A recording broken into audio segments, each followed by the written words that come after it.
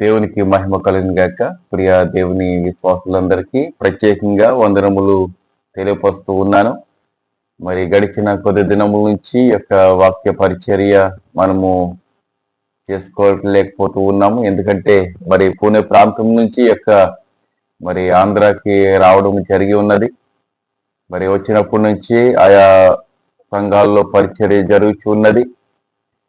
మరి సమయం మందు దేవుడిచ్చిన సమయాన్ని బట్టి దేవునికి మహిమ కలుగును గాక. ప్రార్థన చేసుకుని మరి కొద్ది నిమిషాలు వాక్యాన్ని ధ్యానం చేద్దాం. పరిశుద్ధుడ, ప్రేమల తండ్రి, మహోన్నతుడ, నీకు కృపను బట్టి మరొకసారి వందనములు.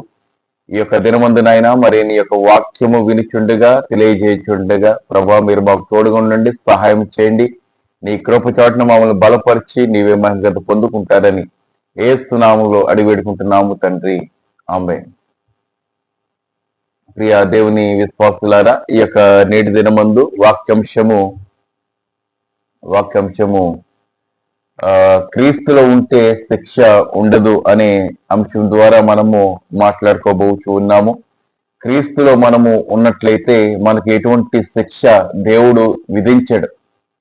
క్రీస్తులో ఉండటం అంటే క్రీస్తుని సొంత రక్షకునిగా మనము అంగీకరించిన తర్వాత క్రీస్తుని పోలి మనము నడుచుకోవటము. ఇలాగున ఉంటే మనకు ఎటువంటి శిక్ష ఉండదని ప్రభులు వారు మనకి తెలియపరుస్తూ ఉన్నారు. అలాగనే రోమీయులకు రాసిన పత్రికలో చక్కటి వాక్యము మనకి దేవుడు పొందుపరిచి ఉన్నాడు. 8వ అధ్యాయము మొదటి వాక్య భాగము మనము తేరి చూసినట్లయితే ఇక్కడ, కాబట్టి ఇప్పుడు క్రీస్తు యేసున్న వారికి ఏ శిక్ష విధి లేదు. దేవునికి మహిమ కలుగును గాక. క్రీస్తులో ఉన్న వారికి ఏ శిక్ష విధి లేదు. ఈ రోజున మనము క్రీస్తులో ఉన్నామంటే మనకి ఎటువంటి శిక్ష ఉండదు. అంటే శిక్షను మనము తప్పించుకున్న వారిగా మనం ఉన్నాం. ఒకవేళ క్రీస్తులో లేని ఎడల మనము శిక్షార్హులము. ఈ రోజున చాలా మంది శిక్షకు అర్హులుగా ఉంటున్నారు. పాపము చేస్తూ క్రీస్తులో లేక, క్రీస్తులో నిమగ్నమై ఉండక, క్రీస్తుని పోలి మేము నడుచుకుంటూ ఉన్నామని చెప్పుకుంటూ అబద్ధ అవిశ్వాసులుగా ఉంటూ దేవునికి హేయముగా కనబడుతూ దేవుని సన్నిధానంలో మరి వారి పాపములను కొమ్మరించుకొనక, దేవుణ్ణి అంగీకరించక, దేవుణ్ణి నిజ రక్షకుడుగా వారిని అంగీకరించకుండా నేను క్రైస్తవుడిగా ఉంటానని అంటూ ఉన్నారు. కానీ నిజమైన క్రైస్తవుడిగా ఉండలేని స్థితి ఈ లోకంలో ఉంటూ ఉన్నది. దేవుని బిడ్డలారా, మనము క్రీస్తులో ఉన్నట్లయితే మనకు ఎటువంటి శిక్ష ఉండదు. ఇక మీదట మనము పాపం చేయకుండా, ఇదిగో ప్రభువా నా జీవితాన్ని నీకు సమర్పించుకుంటూ ఉన్నానని దేవుళ్ళు మనము ఒప్పుకోలు చేసుకున్న ఎడల దేవుడు మన పాపములను ఆయన ఎన్నడూను జ్ఞాపకము చేసుకోడు. దేవునికి మహిమ కలుగును గాక. ప్రియ దేవుని సంగమ, దేవుని సొత్తు, దేవుని ప్రజలారా, దేవుని మాటలు మనము వినాలి. ఆయన మాటలు మనం విని క్రీస్తులో మనము నిలకడగా మనము జీవించాలి. ఈ రోజు వరకు మనము నిలకడగా మనము జీవించలేని స్థితిలో ఉన్నట్లయితే దేవుడు మనకి అనుగ్రహిస్తాడు. ఏమనుగ్రహిస్తాడు? మనకి ధనము కాదండి ప్రాముఖ్యము. ఈ లోకములో మనకి కావలసిన వనరులు కాదు, అవసరతలు కాదు. మనకి కావాల్సినది ఏంటంటే మనకి క్రీస్తు కావాలి. క్రీస్తు అని హృదయము మనకు కావాలి. క్రీస్తు తెలియజేస్తున్న ఆ మాటలు మనకి కావాలి. ఈ పరిశుద్ధ గ్రంథము మనకి ఎన్నో విధాలుగా మనకి బోధిస్తున్నది, సెలవిస్తూ ఉన్నది. దీని ప్రకారంగా మనం జీవించినట్లయితే దేవుడు మనకి ఎటువంటి శిక్షను మనకి ఇవ్వకుండా ఆ శిక్ష నుంచి మనల్ని లాగుతాడు. అంటే శిక్ష నుంచి మనల్ని తప్పిస్తాడు. ఈ రోజున మనము ప్రియ దేవుని బిడ్డలారా, ఈ సమయం మనము దేవునికి వాక్యం వింటున్నా. మనలో పాపము చేయలేని వాడు ఎవడను లేడు. అందరూ పాపం చేశారు.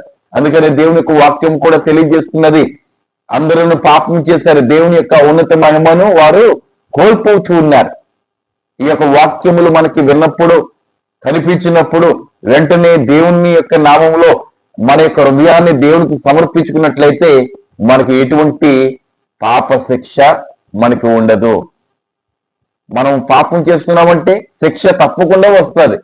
ఈ రోజున ఈ సమయం ఉంది నేను ఇంకా పాపం చేయను అని దేవుణ్ణి మనం ఒప్పుకున్నట్లయితే మనకి ఇక మీద ఇటువంటి శిక్షను దేవుడు విధించడని దేవుడు మనకి తెలియపరుస్తున్నాడు. దేవుని సంగమా, విన్నవారిగానే ఉండక విని దాన్ని గ్రహించి మన యొక్క నడవడికలో వాటిని మనము పొందుపరుచుకున్నట్లయితే మనకి ఎటువంటి శిక్ష ఉండదని ప్రభువు మనకి బోధిస్తూ ఉన్నాడు.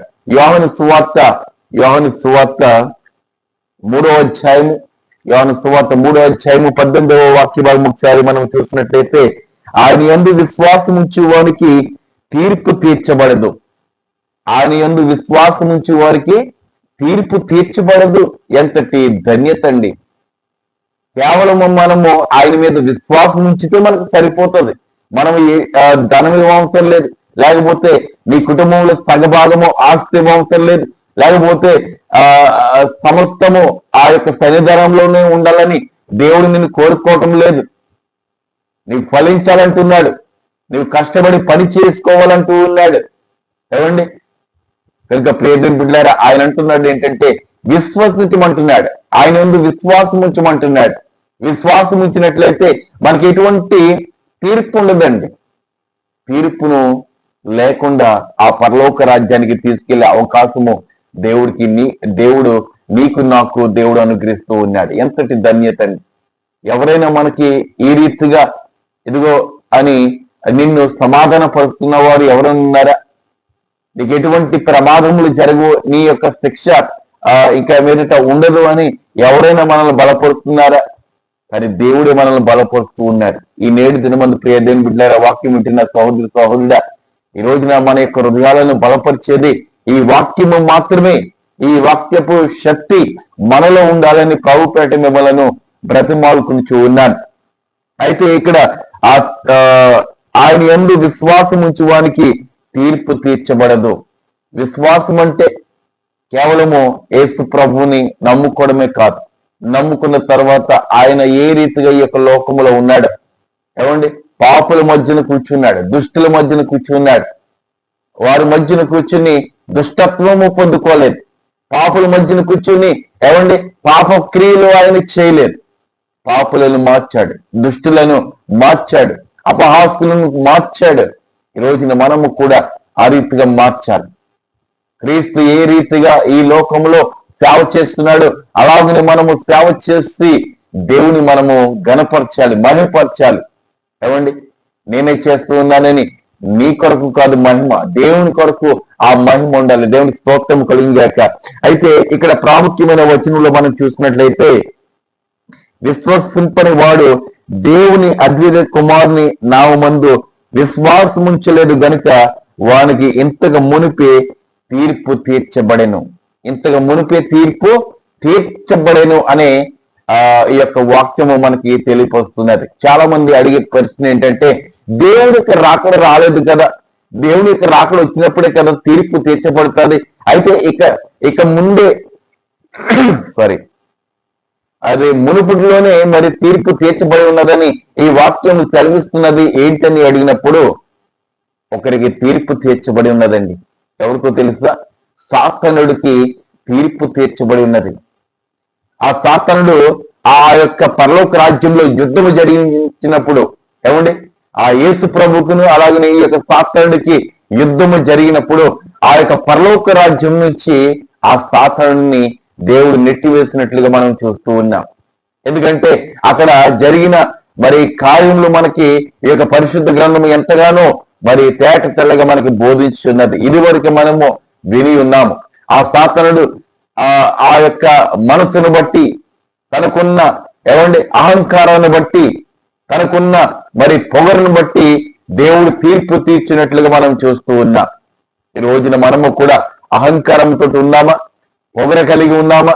ఏమండి, దేవుని యొక్క బిడ్డలకు సమాధానమే ఉండాలి, కానీ ఇతరులను మనము హానిపరిచే రీతిగా ఉండకూడదు.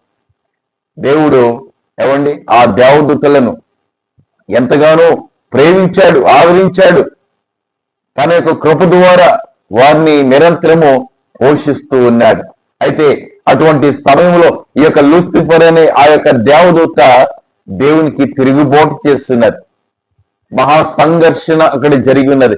మహాయుద్ధము ఆ పరలోక రాజ్యంలో జరిగి ఉన్నది ప్రియ దేవుని బిడ్డలారా. జరిగినప్పుడు దేవుడు తీర్పు తీర్చి ఆ సాతానుని ఏం చేశాడు, ఈ యొక్క ఆ పరలోక రాజ్యం నుంచి నెట్టివేసినట్లుగా మనం చూస్తూ ఉన్నాం. నెట్టివేసినప్పుడు ఈ యొక్క భూలోకం మీద పడి ఉన్నాడు. ఈ భూలోకం మీద పడినప్పుడు విశ్వసించిన వారినందరినీ ఏం చేస్తున్నాడంటే మృంగుతూ ఉన్నాడు, అనగా అవిశ్వాసంలోనికి తీసుకువస్తూ ఉన్నాడు. ఈ లోకాన్ని చూపిస్తూ ఉన్నాడు, ఈ లోకంలో ఉన్న అందాన్ని చూపిస్తూ ఉన్నాడు. ఈ యొక్క లోకము రమ్యమైనది, ఈ యొక్క లోకంలో మీరు జీవించాలన్నది అని చూపిస్తున్నాడు. అబద్ధ బోధకులను లేవనెత్తుతూ ఉన్నాడు. ప్రియదేం బిడ్డలారా, వానికి ఇదివరకే తీర్పు తీర్చబడి ఉన్నది. రెండవ తీర్పు వాడు పొందుకోవడానికి సిద్ధముగా ఉన్నాడు. ఏమండి ప్రియదేం బిడ్డలారా, 1000 ఏళ్ల పరిపాలన జరిగిన తర్వాత ఆ సాతానుని ఏమండి ఆ 1000 ఏళ్ళు బంధించి 1000 ఏళ్ల పరిపాలన తర్వాత అతన్ని బంధించిన తర్వాత అతన్ని ఏమండి నరకగ్నిలో వేయడానికి ప్రభువు సిద్ధముగా ఉన్నాడు. వానితో పాటు నీవు కూడా ఉండాలంటే అవిశ్వాసముగా ఉండు. వానితో పాటు నీవు కూడా ఉండకూడదు అంటే, ప్రభుతో ఉండాలంటే విశ్వాసముగా ఉన్నట్లయితే ప్రభుతో పాటు 1000 ఏళ్ల పరిపాలన ఆ పరలోక రాజ్యంలో చేయడానికి అవకాశము నీకు మనకు మనందరికి దేవుడు ఆయన అనుగ్రహిస్తాడు. కేవలం మనం చేయవలసినది ఏంటో తెలుసా? ఆయన మీద విశ్వాసం ఉంచాలి. ఆయన మీద విశ్వాసం ఉంచాలి. తండ్రి మీద విశ్వాసం ఉంచాలి. ఆయన మీద విశ్వాసం ఉంచినట్లయితే ఆయన ఏర్పాటు చేసిన స్థలాల్లో మనము ఉండటానికి అవకాశం ఉంటుంది. యోహాను సువార్త 14వ అధ్యాయంలో 1 నుంచి 3 వచనాలు మనం చూసినట్లయితే ఆయన చివరిగా వాగ్దానం ఇచ్చి పరలోకానికి వెళ్ళి ఉన్నాడు. ఏం వాగ్దానము? నేను ఉండు స్థలమున మీరు కూడా ఉండిలాగిన మిమ్మల్ని తీసుకుపోదునని ఆయన వాగ్దానం ఇచ్చి ఆయన ఆరోహణమై ఉన్నాడు. ప్రియదేని బిడ్డారా, అందుకని మనం ఆయన మీద విశ్వాసం ఇచ్చినట్లయితే మనకి ఎటువంటి శిక్ష మన మీద విజృంభణ చేయదు, మన మీద ఏలుబడి చేయదు. ఎటువంటి శిక్ష, ఆ శిక్ష నుంచి తప్పించేవాడు కేవలము యేసు ప్రభువు మాత్రమే. దేవుడికి మహిమ కలుగునుగాక. ఆ యేసు ప్రభువుని నమ్ముకున్నట్ట ఏమండి ఎంతో సులభము, ఉచితము. ఎవరి దగ్గరికైనా మనం వెళ్ళాలంటే కొంత ధనము మనము పెట్టినట్లయితే, లేకపోతే ఎవరి దగ్గరైనా మనము రికమెండేషన్ చేసుకున్నట్లయితే అతన్ని మనము కలుసుకోవడానికి అవకాశం ఉంటుంది. కానీ ప్రభువు వారిని కలుసుకోవడానికి కేవలము నీవు విశ్వాసము పెట్టినట్లయితే ఆయనను మనం చూడగలము, ఆయనను మనము కలుసుకోగలము. ప్రియ దేవుని బిడ్డలారా, దేవునికి స్తోత్రం కలిగినగాక. ఎంతటి ప్రేమ కలిగిన దేవుడు మనలో ఉన్నాడు, ఎంతటి ప్రేమ కలిగిన ఏమండి ఆ దేవుడు మనకున్నాడు. జ్ఞాపకం చేసుకోండి. అలాగే గలతీలు రాసిన పత్రికలో కూడా మనం చూస్తున్నట్లయితే గలతీలు 2వ అధ్యాయము 20వ వాక్య భాగము ఎలాగో సెలవిస్తున్నది. నేను క్రీస్తు కూడా సిలువ వేయబడి ఉన్నాను, ఇకను జీవించువాడును నేను కాను. ఎవరు చెప్తున్నాడు? అపోస్తుడైన పౌలు చెప్తున్న మాట ఏంటంటే, నేను జీవిస్తున్నాను కానీ నాలో జీవించుతున్న వాడు ఎవరంటే యేసు ప్రభువు మాత్రమే. ఆయన మీద విశ్వాసం ఉంచున్నాడు. ఏమండి ఈ యొక్క అపోస్తుడైన పౌలు ఎంతగానో ఎన్నో సిద్ధాంతాలు చదివి ఉన్నాడు, ఎన్నో గ్రంథాలు చదివి ఉన్నాడు, గొప్ప జ్ఞాని. అయితే ఈ యొక్క జ్ఞానికి కూడా కొన్ని శ్రమలు వచ్చి ఉన్నాయి. ప్రభువుని నమ్ముకున్న తర్వాత, ప్రభువుని విశ్వసించిన తర్వాత, ఏమండి ప్రభువుని విశ్వసించిన తర్వాత ఎంతగానో సానుకూలముగా ఉంటుందని ఎవరు అనుకోవద్దమ్మా. సానుకూలముగా ఉంటుందని ఎవరు అనుకోవద్దు.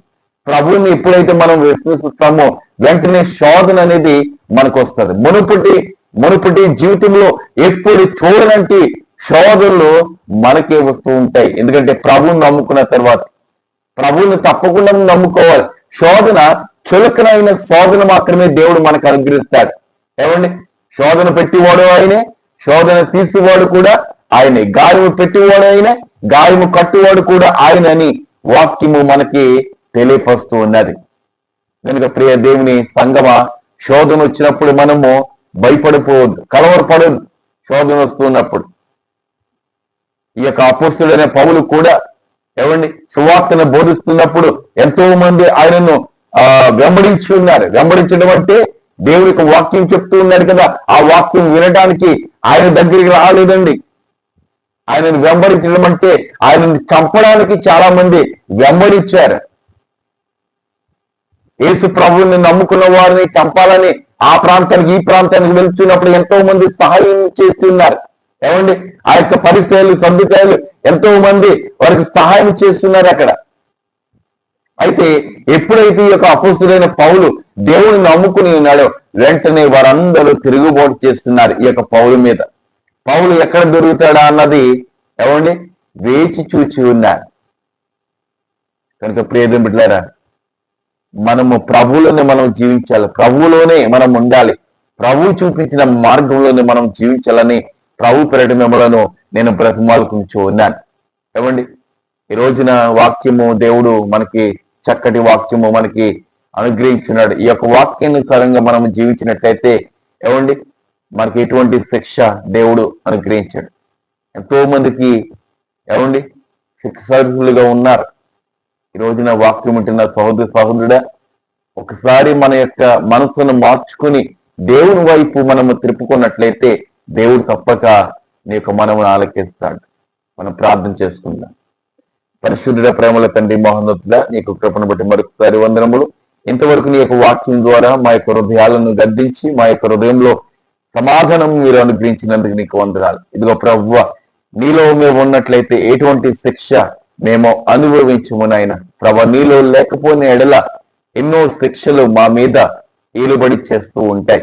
ప్రభు, నిశ్చితమైతే మాకు ఎటువంటి శిక్ష లేకుండా నీ యొక్క నామంలో అనగా పరలోక రాజ్యంలో చేరే బాధ్యత యోగ్యత మాకు అనుగ్రహించండి. ఇదిగో ప్రభు, ఎవరైతే ప్రార్థన అవసరం కోరి ఉన్నారు ప్రతి ఒక్కరిని దీవించండి, ఆశీర్వదించండి. ఇదిగో ప్రభా, సమాధానము లేని కుటుంబంలో సమాధానం మీరు అనుగ్రహించండి. ఇదిగో ప్రభా, ప్రాముఖ్యంగా మా అత్తయ్య గారి ప్రభా దూరదేశం నుంచి వారు స్వదేశానికి రానై ఉన్నారు. వారి యొక్క ప్రయాణ కాలం ముందు మీరు తోడుగుండండి, సహాయం చేయండి నాయన. ఇదిగో ప్రభా, అలాగనే ఇజ్రాయెల్ ప్రాంతంలో ఉన్న వారిని మీరు జ్ఞాపకం చేసుకోండి, ఆయా దేశాల్లో ఉన్న వారిని మీరు జ్ఞాపకం చేసుకోండి. ఇదిగో ప్రభా, నిశ్చితమైతే తండ్రి గర్భఫలంతో ఉన్న బిడ్డలను మీరు జ్ఞాపకం చేసుకోండి. ఇదిగో ప్రభా, గర్భము కొరకు ఎదురు చూస్తున్న బిడ్డలను మీరు జ్ఞాపకం చేసుకోండి. ఈ యొక్క ప్రార్థనలో ఏకీపిస్తున్న వారిని మీరు జ్ఞాపకం చేసుకోండి. ఇదిగో ప్రభా, నిశ్చితమైతే ఉద్యోగముల కొరకు ఎదురు చూసిన బిడ్డలు మీరు జ్ఞాపకం చేసుకోండి. పేర్లైతే నేను తెలియచేయకపోవచ్చేమో కానీ సమస్తం ఎరిగిన గొప్ప దేవుడు కనుక వారి యొక్క మనవుని మీరు స్వీకరించి వారి యొక్క మనవుని ఆలకించి ప్రభువ వారికి కావలసిన ఇవులన్నీ మీరు అనుగ్రహిస్తున్నది ఉన్నాం. ఇదిగో ప్రభా, ఈ యొక్క లోకము నైనా మరి స్థితుల వ్యవస్థలోనికి రాబోచు ఉన్నది నైనా. ప్రభా, నిశ్చితమైతే మేమందరము నీ యొక్క రాకడ కొరకు కనిపెట్టుకుని నైనా విశ్వాసముగా ఉంటూ అయినా మరి నీ యొక్క ఎత్తబడే గుంపులో మేమందరం ఉండే బాధ్యత యోగ్యత ఒకరి గురించి మీరే మహగత పొందుకుంటారని యేసు నామములో ఈ కొద్ది విన్నపంలో అడివేడుకుంటున్నాము తండ్రి, ఆమేన్. వందనాలండి. దేవుడు మిమ్మల్ని దీవించి ఆశీర్వదించిన గాక. ఆమేన్.